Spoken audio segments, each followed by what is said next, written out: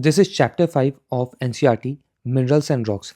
इसमें यूपीएससी में तो कम क्वेश्चन आए हैं, only 3 questions have come, but in CDS, CAPF and NDA many questions have come. उन सबको हमको देखना है कि जिस तरीके के आप क्वेश्चंस आ रहे हैं आप लीवे नहीं ले सकते हो, specially when the focus of UPSC is on physical geography. तो उसमें क्वेश्चन से शुरू करते हैं, आगे हम देखते हैं क्या है भाई question. Consider the following statement made about the sedimentary rocks. ठीक है, सेडिमेंट्री रॉक्स के बारे में बात है। The sedimentary rocks are formed at the earth surface by hydrological system. देखो, सेडिमेंट्री रॉक्स को पहले हम समझते हैं कि कैसे क्या होता है, इसके बाद हम इस पर आगे बढ़ेंगे। देखो जी, बहुत ही ज़्यादा सिंपल कहानी है। देयर इज अ रॉक, ये रॉक है, ठीक है। This rock is broken into its fragments. यहाँ पे ऐसे इसके फ्रैगमेंट्स ऐसे गिर गए हैं, ठीक है, इस रॉक के। These fragments are transported to some other section of the earth. तो यहाँ पे ऐसे ऐसे there is another rock, ये भी ऐसे ट्रांसपोर्ट हो गया सेम सेक्शन में। So there is a point where deposition of many different type of sediments have occurred, ठीक है। And this deposition after a point of time is compacted. This deposition is compacted and this compaction creates a rock. Hence, this is known as sedimentary rock. तो याद रखना, deposition हुआ है, deposition compact हुआ है and then rock बना है। This process of compaction of deposition is known as lithification. Lithification, ठीक है। अब अगर मैं ऐसा बोलूं आपको कि सेडिमेंट्स से सेडिमेंटरी रॉक बना है, अब बीच में जो प्रोसेस है वो है लिथिफिकेशन। लिथिफिकेशन, ठीक है, ये तो कहानी होगी। अब मैं ऐसा कह रहा हूं कि दीज सेडिमेंट्स, एक ये रॉक है, यहाँ पे इतने फ्रैगमेंट्स है, सेडिमेंट्स है। These sediments have been transported to some place. This transportation has been done by exogenic forces. ये एक्सोजेनिक फोर्सेस क्या है? वो फोर्सेस जो अर्थ के ऊपर ऑपरेट करते हैं, ये एक्सोजेनिक फोर्सेस हैं।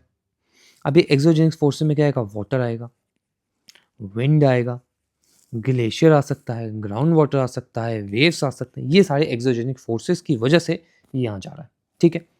अब देखते हैं यहाँ पे क्वेश्चंस को फिर से, क्या पूछा गया है। Sedimentary rocks are formed at the earth surface by hydrological system, that is exogenic force. Water जो है सेडिमेंट्री रॉक्स को फॉर्म करने में मदद कर रहा है, ट्रांसपोर्टेशन में, विच इज करेक्ट, ठीक है।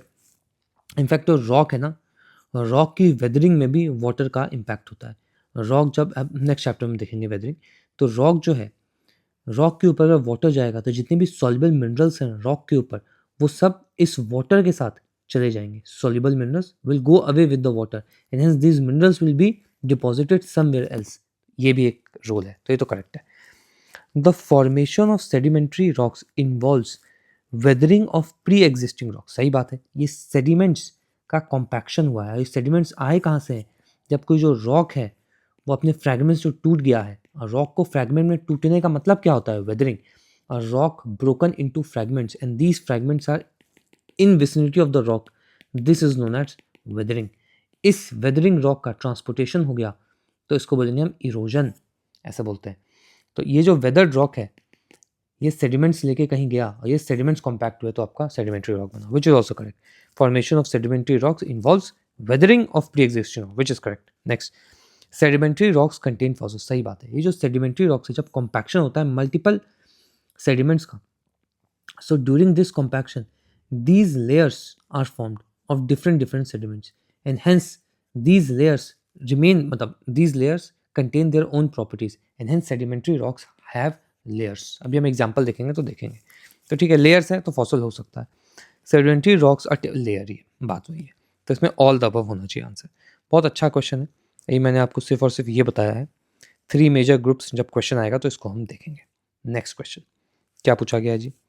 ये मेटामॉर्फिज्म से पूछा गया, तो मेटामॉर्फिज्म देखेंगे।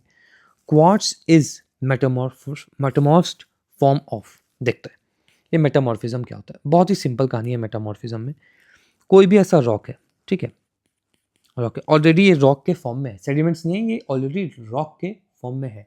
जब ये रॉक के फॉर्म में कोई चीज़ है, इसका फॉर्म चेंज हो जाना, rock changes its form due to change of pressure, volume and temperature is known as metamorphism. Metamorphism का मतलब ही होता है चेंज ऑफ फॉर्म। तो इसमें क्या है, already consolidated rock undergoes recrystallisation and reorganisation from the original rock is known as metamorphism. Recrystallisation होगा, reorganisation होगा किसी भी रॉक का, इसको बोलेंगे मेटामॉर्फिस। मेटामॉर्फिस का मतलब होता है चेंज इन फॉर्म। ये आपने फ्रॉग में, बटरफ्लाई में, ये सब में, कैटरपिलर, ये सब में देखा होगा आपने। तब देखो क्या है, रॉक को प्रेशर चेंज किया, वॉल्यूम चेंज किया, टेम्परेचर चेंज किया, तो ये कैसे चेंज होगा। तो देखो जी, प्रेशर चेंज करने का क्या मतलब हुआ, एक छोटा रॉक है उसके ऊपर एक बड़ा रॉक डाल दिया, प्रेशर चेंज, तो अंडरलाइन रॉक के ऊपर एक big rock. Volume change, again छोटा हो जाना, बड़ा हो जाना, टेक्टोनिक मूवमेंट की वजह से rock will get inside the earth crust and hence volume change. Temperature, कोई लावा बाहर आया, वो रॉक से चिपक गया, या फिर the rock came in contact with the lava and hence temperature got change, hence rock का रिक्रिस्टलाइजेशन हुआ। ये 3 फैक्टर्स हैं रॉक के रिक्रिस्टलाइजेशन के लिए, प्रेशर, वॉल्यूम, टेम्परेचर। ठीक है, आ जाइए आप, इसमें और भी चीज़ आएंगी, अभी सिर्फ ये समझाया आपको। ठीक है, जब नेक्स्ट क्वेश्चन आएंगे तो इसके आगे हम ये सब देखेंगे। अब क्या है, क्वार्ट्ज इज एन मेटामॉर्फ फॉर्म। अब आ जाओ इस तरह, ये अब एग्जाम्पल वाला क्वेश्चन है, इसमें कुछ चीज़ें आपको याद होनी चाहिए। जैसे मैं यहाँ लिख रहा हूँ igneous rock and sedimentary rocks. ठीक है, अब इग्नियस और सेडिमेंट्री रॉक्स, इग्नियस रॉक क्या होता है सबसे पहले ये देख लो। कोई भी लावा है, ठीक है, ये लावा सॉलिड हो गया या क्रिस्टलाइज हो गया, तो whatever rock that is formed after crystallization of a lava is known as igneous. Igneous का मतलब होता है फायर, तो लावा क्रिस्टलाइज हुआ, इग्नियस रॉक बना, तो ये होता है igneous rock. Sedimentary rock, sediments compaction या lithification of sediments is known as sedimentary rocks. And pressure, volume, temperature change of any rock, whether it is igneous or your sedimentary rocks, will be called as metamorph या metamorphic rock। ठीक है, तो मैं बोल रहा हूँ यहाँ पे मैंने ग्रेनाइट रखा, ग्रेनाइट एक इग्नियस रॉक है। ठीक है, अब ग्रेनाइट को मैंने प्रेशर दिया, बहुत ज़्यादा प्रेशर, तो ग्रेनाइट जो चेंज होगा वो एक अनदर मेटामॉर्फ फॉर्म में चेंज होगा, जिनेसिस या जिनिस बोलते हैं। ठीक है, अब देखो एक और रॉक है, आपको ये सब याद रहना चाहिए। एक है रॉक सैंडस्टोन। सैंडस्टोन को आपने बहुत सारा हीट दिया। ठीक है, ये याद नहीं रखना है, ये बस बता रहा हूँ कि कैसे चल रहा है। आपको पता होना चाहिए कौन सा मेटामॉर्फिक है, कौन सा सेडिमेंट्री। 4-5 रॉक है, बस उतना ही याद रखना है। सैंडस्टोन, सैंडस्टोन को अगर आप हीट दोगे तो क्वार्ट्ज में चेंज हो जाएगा, जो एक मेटामॉर्फिक है।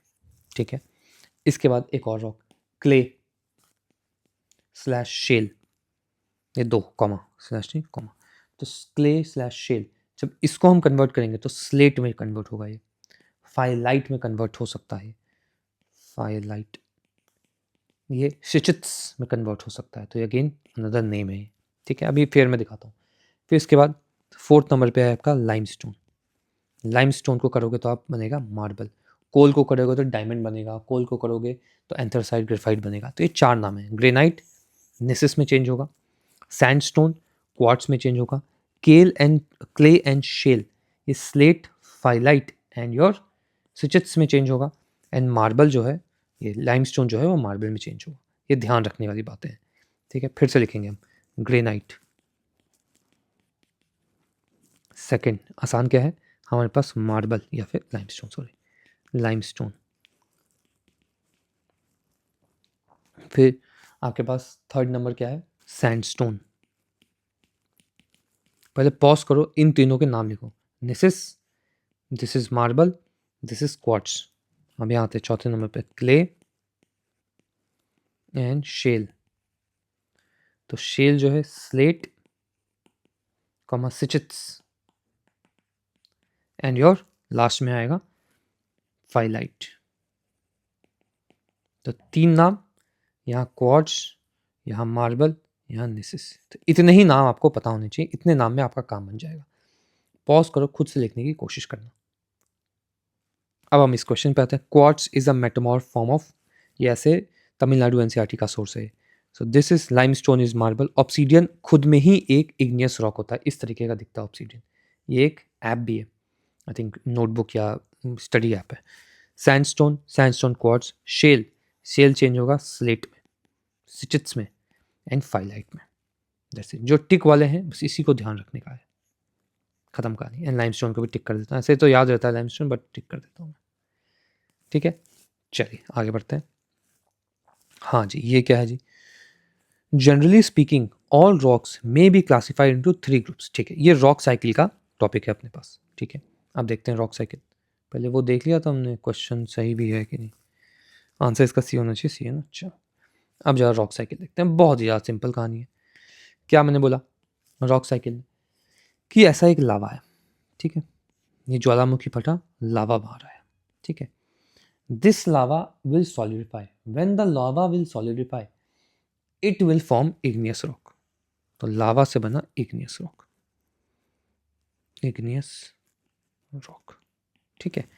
अब इस इग्नियस रॉक को ब्रेक किया जाएगा, वेदरिंग होगी इसकी, जिस जगह पे रॉक है उस जगह पे टूट जाना। इसके बाद इरोजन होगा, जो टूटा हुआ फ्रैगमेंट्स है वो कहीं और चला जाना, तो वो इरोजन है। और जहाँ पे गया है वो, जहाँ पे एक्यूमुलेट हुआ है उसको बोलते हैं डिपोजिशन। सो वेदरिंग, इरोजन, डिपोजिशन से सेडिमेंट्स मिलेंगे आपको, सेडिमेंट्स। अब इन सेडिमेंट्स में लिथिफिकेशन होगा, तो हमारा बनेगा सेडिमेंट्री रॉक, ठीक है। अब इस सेडिमेंट्री रॉक में प्रेशर, वॉल्यूम, टेम्परेचर आप चेंज करोगे तो हमारे पास बनेगा मेटामॉर्फिक रॉक, मेटामॉर्फिक। अब इस मेटामॉर्फिक रॉक को अगेन मेल्ट कर दोगे तो आपका बन जाएगा लावा, मेल्ट करेंगे तो लावा, दैट इज प्लेट टेक्टोनिक हुआ, क्रस्ट नीचे चला गया और फिर बन गया, ठीक है। अब मैं यहाँ लिख रहा हूँ, देखो लावा इग्नियस रॉक के बीच का जो प्रोसेस है उसको बोलेंगे हम क्रिस्टलाइजेशन, क्रिस्टलाइजेशन, ठीक है। यहाँ पे मैं बोलूँगा इग्नियस रॉक से सेडिमेंट्स में जाने का मतलब हुआ वेदरिंग हुआ पहले, फिर इरोजन हुआ, फिर डिपोजिशन हुआ। यहाँ पे जो आया ये हुआ लिथिफिकेशन, ठीक है। यहाँ पे प्रेशर, वॉल्यूम, टेम्परेचर चेंज, और यहाँ पे मेल्टिंग। पहले तो अपनी कॉपी में ये बनाओ, बिल्कुल समझ में आना चाहिए, कॉमन सेंस में जाना चाहिए आपके। पहले ये बनाओ कॉपी में, लावा लिखना, क्रिस्टलाइजेशन, यहाँ पे अगर मैं बोलूँ रिक्रिस्टलाइजेशन या रीऑर्गेनाइजेशन होगा। इसको पहले बनाओ, पॉज करना, बनाना। चलिए अब मैं ये बोल रहा हूँ कि इग्नियस रॉक अगर मेल्ट हो गया तो ये डायरेक्टली ये बन जाएगा लावा। अगर मैं यहाँ पे, एक मिनट रुको, अगर मैं यहाँ पे मेल्टिंग लिख दूँ तो ऐसा नहीं है साइकिल हर समय ऐसे ही चलेगी, बीच से भी उठ के जा सकती है। तो यहाँ पे मेल्टिंग हुई तो igneous rock will convert into lava, ठीक है। अगर सेडिमेंट्स भी हैं तो यह सेडिमेंट्री रॉक, यहाँ पे सेडिमेंट्री रॉक भी मेल्ट होके लावा बन सकता है, ठीक है। अब अगर मैं बोलूँ प्रेशर, वॉल्यूम, टेम्परेचर, अगर इग्नियस रॉक का प्रेशर, वॉल्यूम, टेम्परेचर चेंज हुआ तो ये मेटामॉर्फिक डायरेक्ट बन जाएगा, और यहाँ तो सेडिमेंट्री रॉक में ये चल ही रहा है। अब अगर मैं ये बोलूँ वेदरिंग, इरोजन एंड डिपोजिशन कहीं भी होगा तो सेडिमेंट्स बनाएगा, तो सेडिमेंट्री रॉक बनाएगा तो सेडिमेंट्स, मेटामॉर्फिक रॉक, सेडिमेंट्स, और यहाँ तक चल ही रहा है। तो इस तरीके की रॉक साइकिल है, ये आपके मेंस में काम आएगा इसको लिखने के लिए, रॉक साइकिल। इसको एक बार पॉज करना, खुद से बनाना, मैं एक डायग्राम दिखाता हूँ आपको, देखो कैसा है। Crystallization, weathering, lithification, PVT change, melting, बीच में फिर से मेल्टिंग आ गया, पीवीटी आ गया, एंड फिर से आ गया, ठीक है। इस तरीके से होगा इसका आंसर। अब देखो इसका आंसर क्या है। Generally speaking all rocks may be classified into 3 groups such as, 3 group कौन से, इग्नियस, सेडिमेंटरी, मेटामॉर्फिक, ठीक है। तो इसका आंसर होना चाहिए डी। अब नेक्स्ट लेक्चर में हम और चीज़ों को खोलेंगे एंड धीरे धीरे चैप्टर अपना खत्म हो जाएगा। And if you want to cover entire physical geography in this chapter-wise PYQ first method, then you can enroll in our course. Again, same story here. Every chapter will be covered through PYQs. PYQs of all these 4 exams. It is applicable for all these 4 exams. Every concept will be taught through reverse engineering of PYQ. Notes and reference book will be given, marked. And सिर्फ और सिर्फ ये course cell कर दिया तो आपसे connection खत्म नहीं हो जाएगा, because there are more doubts in these conceptual subject. Hence exclusive Telegram doubt clearing group will also be given to you. If you wish to enroll, you can text me on Telegram or go to the website and purchase the course.